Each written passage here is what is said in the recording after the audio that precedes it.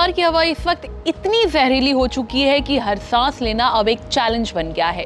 कई इलाकों में आप यकीन नहीं मानेंगे AQI 400 क्रॉस कर चुका है, यानी सीवियर कैटेगरी में, जहां हवा में जहर घुल चुका है। दरअसल पोल्यूशन सिर्फ लंग्स को ही नहीं बल्कि आपके ब्रेन को, हार्ट को, किडनी तक को नुकसान पहुंचा सकता है।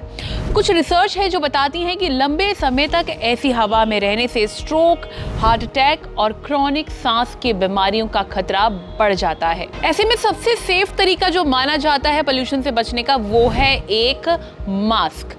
लेकिन सवाल यहाँ ये है कि हमें इस जहरीली हवा से क्या वो मास्क बचा सकता है, और अगर हाँ तो वो कौन सा मास्क है जो इस वक्त आपके लिए सबसे ज्यादा सेफ है। कुछ डॉक्टर्स बताते हैं कि कपड़े या सर्जिकल मास्क पोल्यूशन से सुरक्षा नहीं दे सकते, ये सिर्फ धूल को रोकते हैं, लेकिन PM 2.5 और PM 10 जैसे हानिकारक कण आसानी से शरीर के अंदर चले जाते हैं।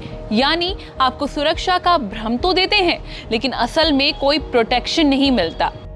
और अगर आप दिल्ली NCR जैसे प्रदूषित माहौल में रह रहे हैं तो और भी कई ऐसे मास्क हैं जो आपको इससे बचा सकते हैं, जैसे कि N95 या N99, क्योंकि ये 95 to 99% तक हानिकारक कणों को फिल्टर करते हैं। ये नाक और मुंह पर सबसे ज़्यादा फिट टाइट होते हैं, जिससे हवा के जहरीले जो कण होते हैं वो अंदर नहीं पहुंच पाते।